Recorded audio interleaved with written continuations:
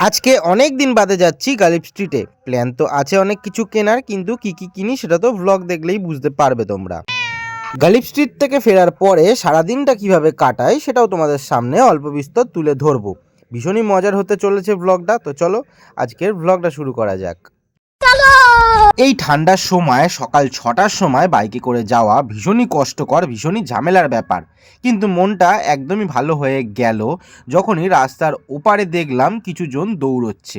ভাবলাম যে হয়তো সকাল সকাল কিছুজন দৌড়াতে বেরিয়েছে। যত এগোতে থাকলাম তত দেখলাম সংখ্যাটা আরও বেড়ে গেল।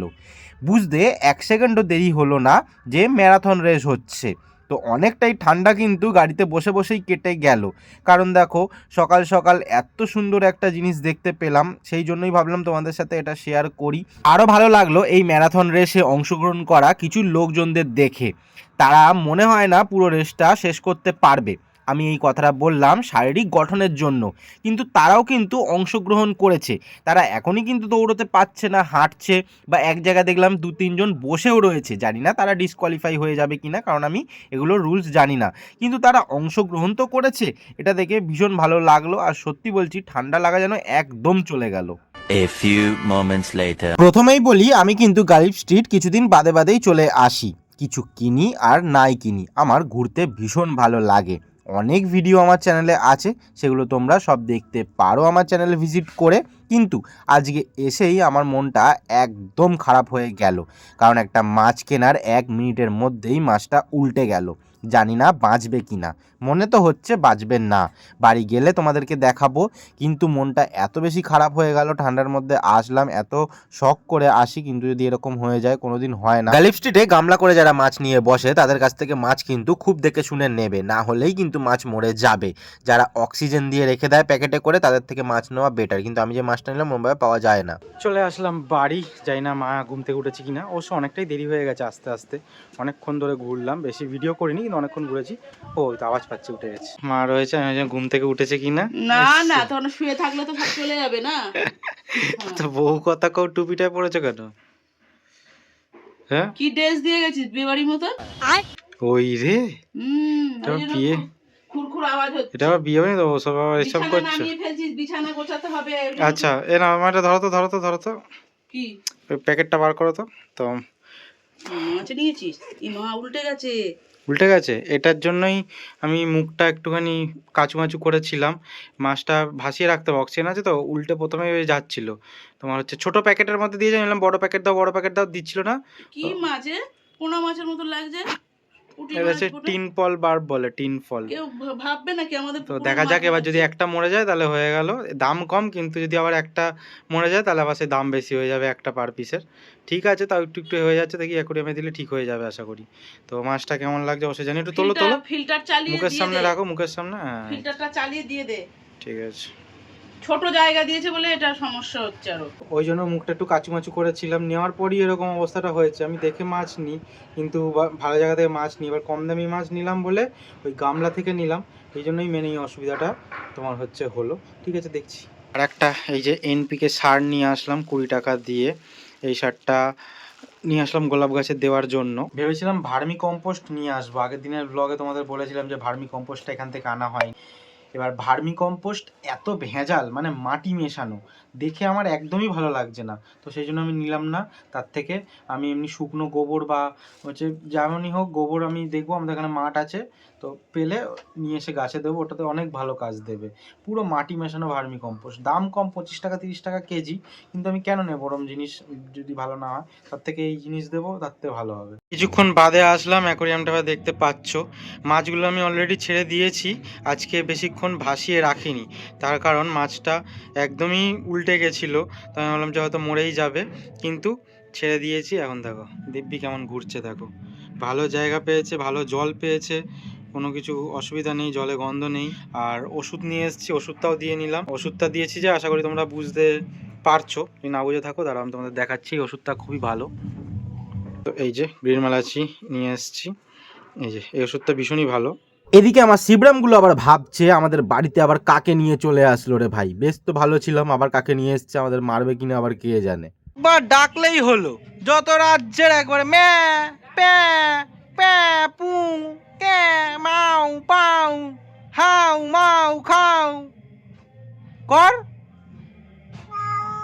হাউ মাউ খাও কর, খাও কর, খেতেই তো চাইছিস। কি হয়েছে? একবার আদর করলাম, আর মেন কি বিস্কুট খাবে না, আর আমি এখন ওকে কি দেবো এখন? তোকে দেওয়ার মতন কিছু নেই। রুটি খাবি? রুটি রুটি জোরে কর, জোরে কর। দেখ, আরে অতটা দিলে আবার খালি না খাওয়ার মধ্যিখানে দিলে কেন? এখন আমরা বসে পড়েছি চায়ের আড্ডাতে। আর হাতে রুটি। আচ্ছা, সকাল থেকে আমার দুবার দুধ চা খাওয়া হয়ে গেছে, তারপরেও আবার এসে লিকার চা খাচ্ছি, যেমন মধু দিয়ে প্রত্যেকদিন খাই। খেতেই হবে। হ্যাঁ, খেয়েও আমার শরীর একদম ঠিক হচ্ছে না, গলার প্রবলেম হচ্ছে, শরীর একদম ভালো না। মধু খেয়ে কি শরীর ঠিক হয় নাকি? ঠান্ডা লাগছে তোমার, ঠান্ডা ঠান্ডা লাগছে, হাঁচি পাচি হচ্ছে, তেমন তো হচ্ছে না। না, ওটা হচ্ছে ওই না। ঠান্ডা লাগার কথা ও বলছি না, আচ্ছা, আমার তো তুমি গলায় এখন ঠান্ডা লেগে যাচ্ছে, গলা না ফ্রিজের জিনিস খাচ্ছি, গরম জল মিশিয়ে খাচ্ছি, ঠান্ডা এমনি নর্মাল জলও খাচ্ছি না হিসেব মতন, খুব কম, তাতেও আমার গলায় প্রবলেম হচ্ছে। এদিকে মাছের ঝোল, একদিকে মাংস। বাবা, আমরা তো আম্বানি হয়ে যাচ্ছি। রবিবারে অনেক লোকজন আসছে বাড়িতে, আর ছোটবেলা পেরে উঠছি না সময়ের সাথে, তাই জন্য দুদিকে বসিয়েছি, দেখো, ঠিক আছে। বাবা, আম্বানি আম্বানি ফিলিং হচ্ছে আজকে। কেন রে? হ্যাঁ, ব্যাপারই আলাদা। এটা দই দিয়ে বসিয়েছি। তো এত কিছু ব্যাপার কেন? হয়ে গেছে ছোলার ডাল, পরোটা। আজকে কি হয়ে গেছে। 11 জানুয়ারি? আজকে তো কিছু নেই। হচ্ছে আর কি। ঠিক আছে, আলাদাই ব্যাপার স্যাপার হচ্ছে আজকে।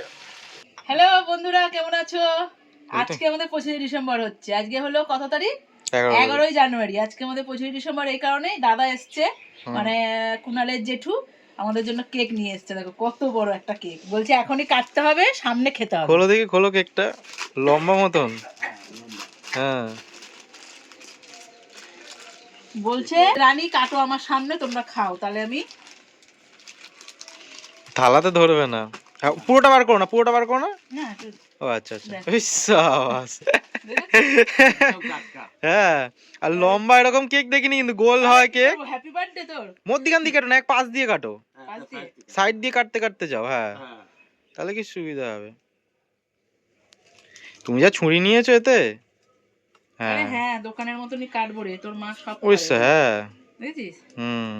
আমরা 25শে ডিসেম্বরে দাদা কেক আনে প্রতিবারে, এবারে আসতে পারিনি, ঠান্ডা পড়েছে, এসছে আজকে ঠিক কেক নিয়ে এসছে, কেক মিষ্টি নিয়ে চলে এসেছে। তো ঠান্ডা ঠান্ডা। মাকে দেখাচ্ছি আজকে বাড়িতে, যেহেতু লোকজন ছিল, আমাদের খাওয়া দাওয়ার ভিডিও তোমাদের সাথে শেয়ার করলাম না। তো বাবাকে যে জিনিসটা দেখানো হয়নি, অ্যাকোয়ারিয়ামের দিকে তাকাও।